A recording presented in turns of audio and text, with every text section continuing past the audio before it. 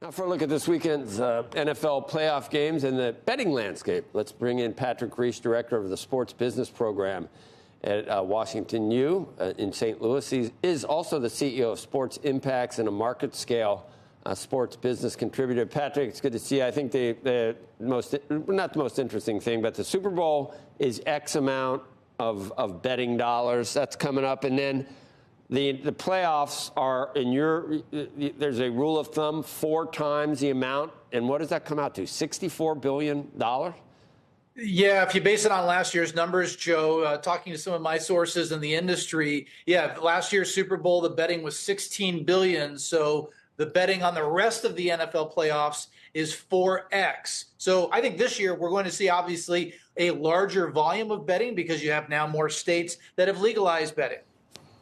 What's the growth? That's what I was going to ask you. It's probably, can you just...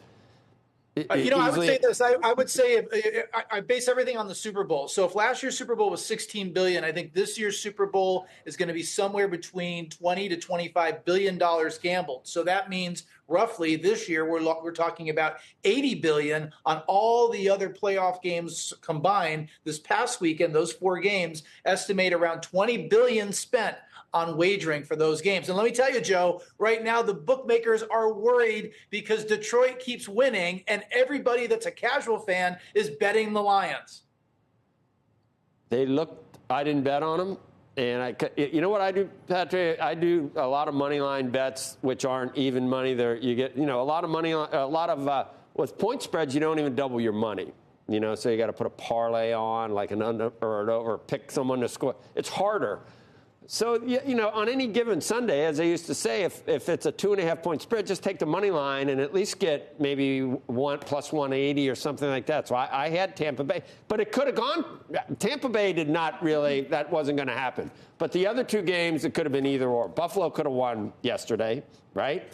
Another heartbreaker. Another heartbreaker. 49ers could have lost, too. 49ers could have lost. Yeah, another heartbreaker for Buffalo fans when a kicker misses a kick. But going back to the Lions, Joe, right now, based on the numbers, you've got 10 times more dollars bet on the Lions right now, the 4 teams left, 10 times the amount bet on them to win the Super Bowl. So there is a huge exposure for the books. But part of this is it's funny how the casual sports fan is going to bet with their hearts rather than their heads. And a lot of casual sports fans love this Dan Campbell, Jared Goff redemption story. And that's why a lot of money is going down on the Lions. Well, I watched his halftime interview, and he is a great coach. I mean, there wasn't the slightest bit of, he just said, look, do your job, and we're having a lot of fun, and this is not going to be a problem for us. It's all gravy for them, and Goff is like, he's never played this well, what he's playing in the last. Okay, so what about streaming?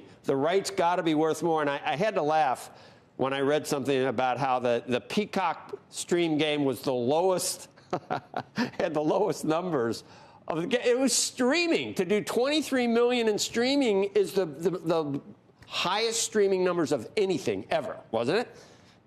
It was. And look, streaming is certainly not going anywhere because all of these leagues know that they covet the younger fan.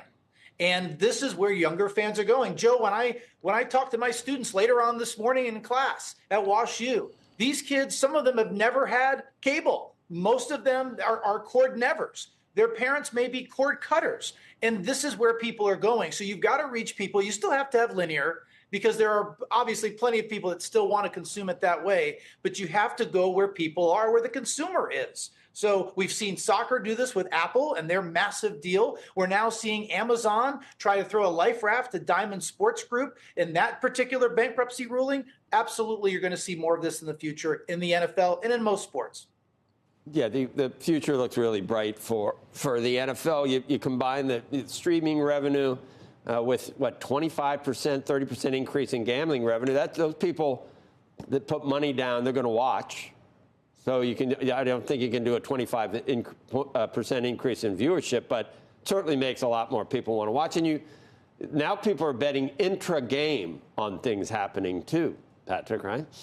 Yeah, well, that speaks to the technology. Technology has infiltrated every aspect of life, every industry, including gambling. And when you have these in-game bets, this is something where people can bet on the fly. So when we watch these games next weekend, there are going to be lines not just before the game, but during the game. Every quarter, there's a point spread on who's going to score, who's going to win that quarter, who's going to win that half.